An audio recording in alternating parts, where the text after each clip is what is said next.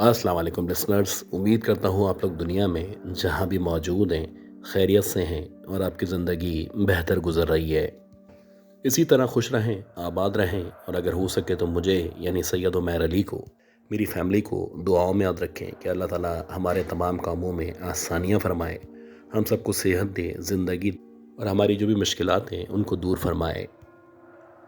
अगर आप में से किसी ने भी अब तक मेरे चैनल को सब्सक्राइब नहीं किया तो मुझे सपोर्ट करने के लिए सबसे पहले इस चैनल को सब्सक्राइब कर लें।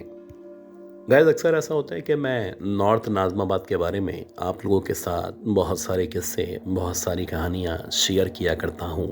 और आज की ये जो स्टोरी है ये एक ऐसी ही स्टोरी है और इस एरिया के बारे में, इस जगह के बारे में मैं खुद क्योंकि फेमिलर हूँ, लिहाजा मैं चाहता हूँ ये किस्सा आप लोगों के सामने शेयर किया जाए। और अगर आप में से भी कोई उस एरिया के बारे में जाना करता है या वहाँ रहा करता है तो आप लोग भी अपना फीडबैक या अपनी जो भी स्टोरीज़ हैं वो शेयर किया कर सकते हैं। ये कहानी उबैद कामरान साहब की कहानी है और ये 1999-2000 की कहानी है। ये बताते हैं कि उस दौर में मैं सदर के एरिया में एक शॉप के अंदर सेल्समैन के तौर पे काम किया करता था। ज़ाहिर सी बात है, मेरा जो काम था वो शाम का काम था, यानी मैं दोपहर के 2-3 बजे जाता और मुझे वापस आते आते कभी रात के 12 कभी 1 बज जाया करते। वैसे आमतौर पे मेरा एक दोस्त मेरे साथ हुआ करता था और वो मुझे छोड़ने आया करता था, लेकिन जब वो नहीं होता तो मुझे आने जाने में परेशानी हो जाती। तो वैसे ही एक सर्द रात थी और मेरा ख्याल है कि दिसंबर का आखिर चल रहा था। इत्तेफाक से मेरा दोस्त उस रात छुट्टी पे था। खैर, जब मैं अपनी दुकान से निकला तो 12 सवा 12 बजे का टाइम था। मैंने एक ऐसी बस पकड़ी जो कि पूरे शहर में पूरी रात तकरीबन चला करती थी। खैर, यहाँ से मैं करीमाबाद पे उतरा और वहाँ से एक रिक्शे की मदद से मैं सैफ़ी कॉलेज पे आके उतर गया।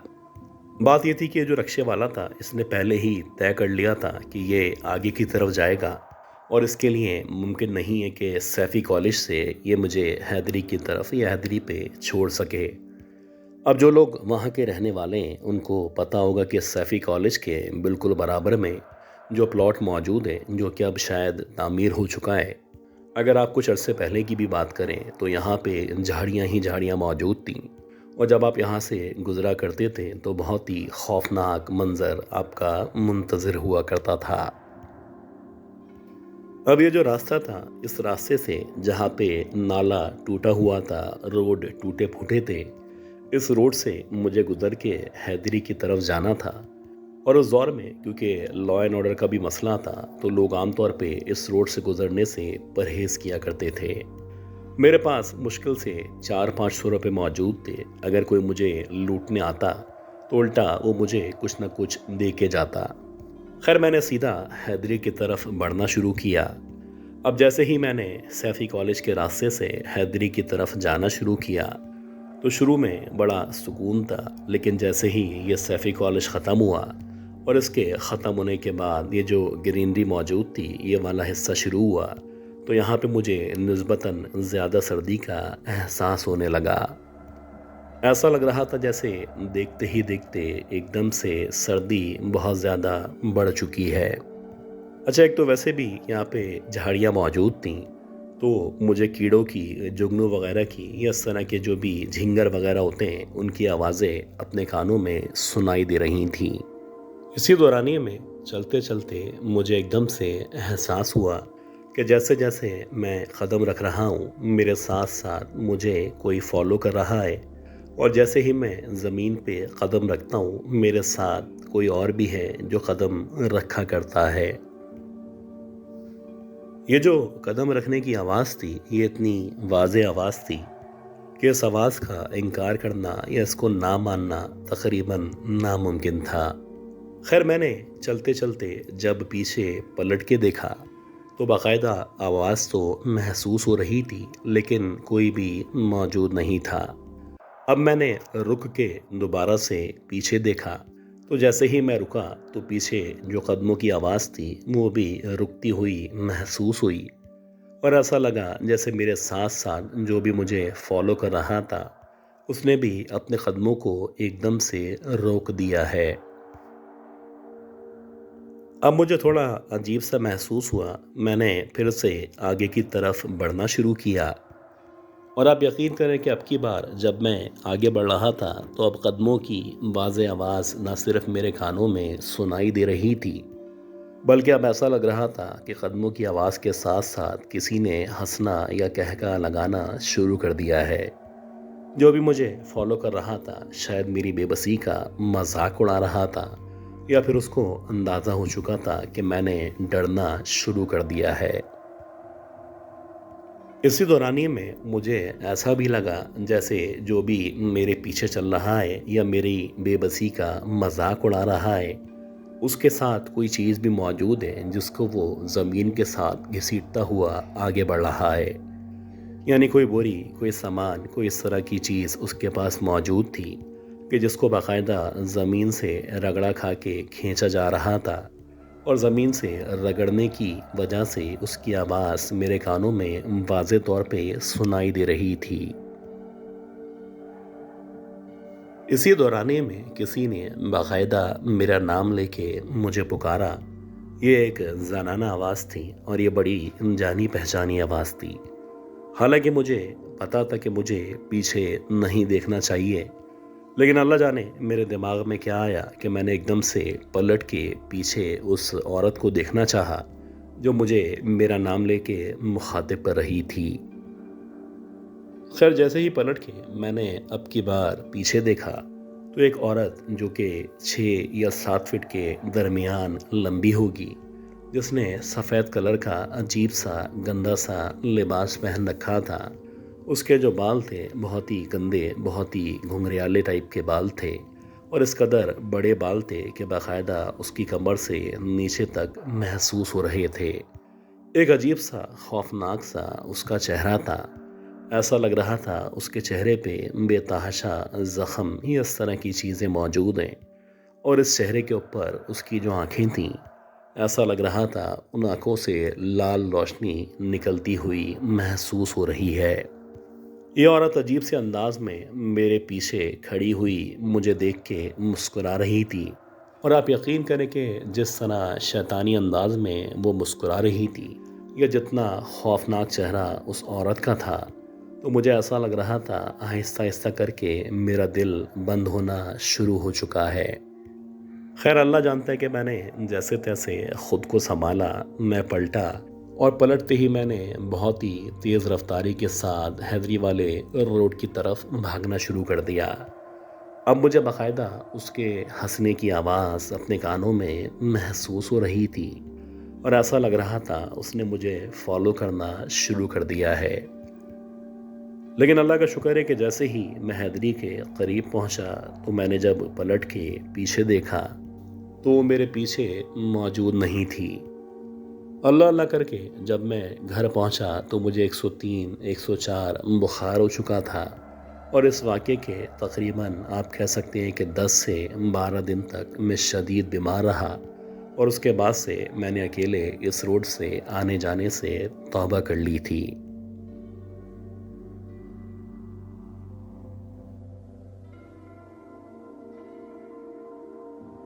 अच्छा गाइस, उम्मीद करता हूँ ये जो पहली स्टोरी थी, ये कहानी, ये स्टोरी आपको ज़रूर पसंद आई होगी।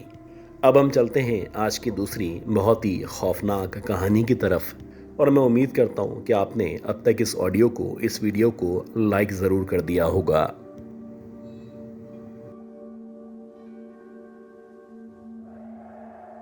1986 चल रहा था, और मुझे अच्छी तरह याद है कि हम लोग सरगोदा से तकरीबन 110 किलोमीटर दूर एक गांव के अंदर रहा करते थे।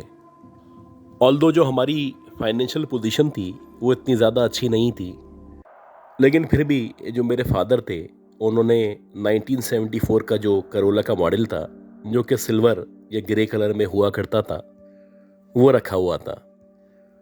तो अक्सर जब दूसरे गांव जाना होता, कोई सामान ख़रीदना होता या फिर घर के लिए कोई माल वगैरह लाना होता, तो हम लोग उस गाड़ी का इस्तेमाल किया करते थे। हमारे जो फादर थे वो बहुत ज़्यादा शरीफ आदमी थे, और वैसे भी हमारी जो पैदाइश थी या जो भी हमारी परवरिश थी वो सारी की सारी गांव के अंदर हुई थी। तो हम लोगों के अंदर ना चालाकी मौजूद थी, ना ही हम लोग बेईमान हुआ करते थे और ना ही किसी की परेशानी में कभी पीछे हटा करते थे। मुझे अच्छी तरह याद है, सर्दियां चल रही थी और शायद 3 जनवरी थी। रात के तकरीबन 10:30-11 बजे का टाइम था। हमारे गांव के अंदर एक आबिद साहब रहा करते थे। तो इत्तेफाक से उनकी जो वाइफ थी, उनकी एकदम से तबीयत खराब हो गई। अब तकरीबन जो गांव था, ये जितने भी लोग थे वो सारे के सारे सो चुके थे। खैर, जैसे ही आबिद साहब जब मेरे वालिद साहब के पास आए और उन्होंने रिक्वेस्ट की कि मेरी वाइफ की तबीयत ख़राब हो चुकी है और मैं अपनी वाइफ को दूसरे गांव या किसी शहर में अस्पताल ले जाना चाहता हूं, तो मेरे फादर ने फ़ौरन से हामी भर ली। और ये पहली दफ़ा नहीं था कि मेरे फादर किसी के काम आ रहे थे। वो हमेशा से कोशिश किया करते थे कि अगर उनकी ज़ात से किसी का भला हो सके। मेरी जो उम्र थी उस वक्त तकरीबन 14 या 15 साल की उम्र थी, लेकिन क्योंकि घर में गाड़ी मौजूद थी तो मुझे भी गाड़ी चलाना आया करती थी। खैर, जैसे ही आबिद साहब हमारे घर में आए तो मेरे फादर ने मुझे सोते से उठाया और कहने लगे कि जो हमारी करोला सैलोन है उसको बाहर निकालो, एक इमरजेंसी है और हमें आबिद साहब की वाइफ को लेके फ़ौरन ही अस्पताल के लिए रवाना होना है। फ़ौरन से मैंने गाड़ी निकाली और हम लोग अस्पताल की तरफ या शहर की तरफ रवाना हुए। अब हमारे गांव से या इस एरिए से जो अस्पताल का रास्ता था वो तकरीबन 110 से 115 किलोमीटर के दरमियान था। मैं अपने तौर पे जितना तेज़ हो सकता था गाड़ी को भगा रहा था और मेरी पूरी कोशिश थी कि जितना जल्दी हम लोग हो सकता है अस्पताल पहुंच जाएं। खैर, जब हम लोग अस्पताल पहुंचे तो अस्पताल पहुंचने के बाद जो भी फर्स्ट एड थी वो उनको फराहम की गई और तकरीबन 1 से 1.5 घंटे तक मैं और मेरे वालिद वहाँ पे रुके रहे। जब हम लोग वापसी के लिए रवाना हुए तो रात के तकरीबन 3:30 पौने 4 बजे का टाइम था। अब वापसी में मैं और मेरे फादर मौजूद थे, जबकि जो आबिद साहब थे और उनकी वाइफ थी वो 1-2 दिन के लिए अस्पताल में रुके हुए थे। जब हम लोग वापस आ रहे थे तो मुझे अच्छी तरह याद है कि जैसे ही हम लोग उस शहर से या उस अस्पताल से बाहर निकले तो हमारे सामने एक वीरान रास्ता मौजूद था। ये जो रास्ता था इसके दोनों अतराफ में खेत ही खेत मौजूद थे और इन खेतों के दरमियान से होता हुआ ये जो रास्ता था वो सीधा हमारी मंजिल की तरफ जाया करता था। जैसे ही मैंने उस रोड के ऊपर गाड़ी को चलाना शुरू किया तो मेरे फादर ने फ़ौरन से आयतुल कुर्सी की तिलावत शुरू कर दी। अब उन्होंने जब आयतुल कुर्सी पढ़ना शुरू की तो मैं समझा कि शायद नॉर्मली जैसे आयतुल कुर्सी पढ़ी जाती है और दुआ पढ़ के सफ़र का आगाज़ किया जाता है, तो शायद इसी वजह से इन्होंने आयतुल कुर्सी पढ़ना शुरू की है। बहरहाल मैंने भी इतना ज़्यादा गौर नहीं किया और मैं मुसलसल गाड़ी को भगा रहा था और मेरी कोशिश थी जितना जल्दी हो सकता है हम अपने घर या अपने गांव पहुंच सकें। अभी हमें उस रोड पे चलते हुए 15 या 20 मिनट गुजरे होंगे कि एकदम से ऐसा लगने लगा कि जो रोड है उसके लेफ्ट साइड पे कोई चल रहा है। अब क्योंकि गाड़ी की जो लाइट थी वो ज़ोर के हिसाब से बहुत ज़्यादा आगे तक नहीं जाया करती थी, तो जहाँ तक गाड़ी की लाइट पड़ रही थी उसके मुताबिक कोई ना कोई था जो लेफ़्ट साइड पे ना सिर्फ मौजूद था बल्कि बहुत ज़्यादा तेज़ रफ्तारी से वो भी आगे बढ़ता चला जा रहा था। अब जैसे नॉर्मली आप रोड पे गाड़ी चला रहे होते हैं और आपके लेफ़्ट और राइट पे अगर कोई वॉक कर रहा होता है तो कुछ सेकंड तक आपका उसके साथ इंटरेक्शन होता है और फिर आप उसको अल्टीमेटली क्रॉस करते हुए आगे बढ़ते चले जाते हैं। लेकिन अजीब बात यह थी, मेरी जो गाड़ी की स्पीड थी वो तकरीबन 60 या 70 के दरमियान थी और जिस स्पीड से मैं गाड़ी भगा रहा था उसी स्पीड से वो जो भी ऑब्जेक्ट था या जो भी वजूद था वो मुसलसल आगे बढ़ रहा था। लेकिन इतना तो कंफर्म था कि वो कोई गाड़ी नहीं है। मुझे लगा कि शायद मैंने ये सब महसूस किया है, लेकिन मेरे साथ जो मेरे फादर बैठे हुए थे उनको भी अंदाज़ा हो चुका था कि हमारी गाड़ी की स्पीड से कोई है जो लेफ़्ट साइड पे मौजूद है और ना सिर्फ मौजूद है, मुसलसल ऐसा लग रहा है जैसे हवा में फ्लोट कर रहा है या फिर बहुत तेज रफ्तारी के साथ भागता चला जा रहा है। मेरे जो फादर थे उनको थोड़ा सा अंदाज़ा हो चुका था, तो उन्होंने अपने तौर पे दोबारा से आयतल कुर्सी पढ़ना शुरू कर दी थी। अब जैसे जैसे हम लोग मज़ीद आगे बढ़ रहे थे या मुसलसल तिलावत कर रहे थे, तो आहिस्ता आहिस्ता करके वो जो भी वजूद था वो पीछे होता चला गया और बिला आखिर एक वक्त ऐसा आया कि हमारी जो गाड़ी थी वो उसके तकरीबन बराबर में आ गई। और जैसे ही हमारी गाड़ी उसके बिल्कुल बराबर में आई, तो मैंने अपनी गाड़ी से बाहर की तरफ यानी कि लेफ्ट साइड पे झांक के देखा। अब जैसे ही मैंने चलती हुई गाड़ी में उस वजूद की तरफ देखा, तो मैंने देखा कि एक औरत है जिसकी तकरीबन 7 या 7.5 फीट के दरमियान हाइट है।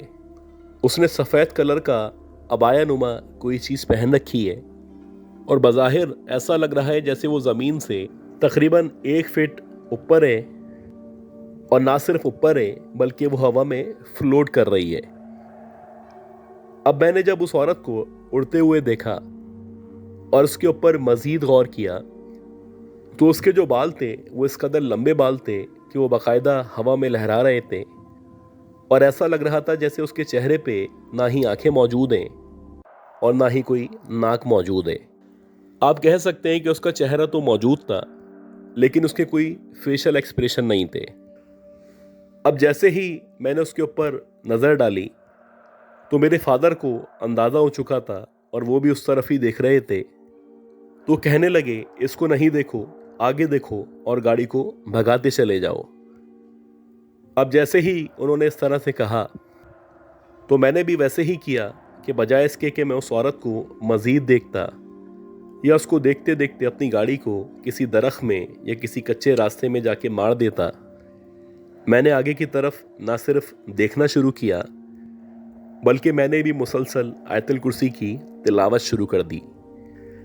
ये जो सफ़र था ये हमारी ज़िंदगी का यादगार और खौफनाक तरीन सफ़र था और ऐसा लग रहा था कि एक एक मिनट एक एक घंटे के बराबर हो चुका है।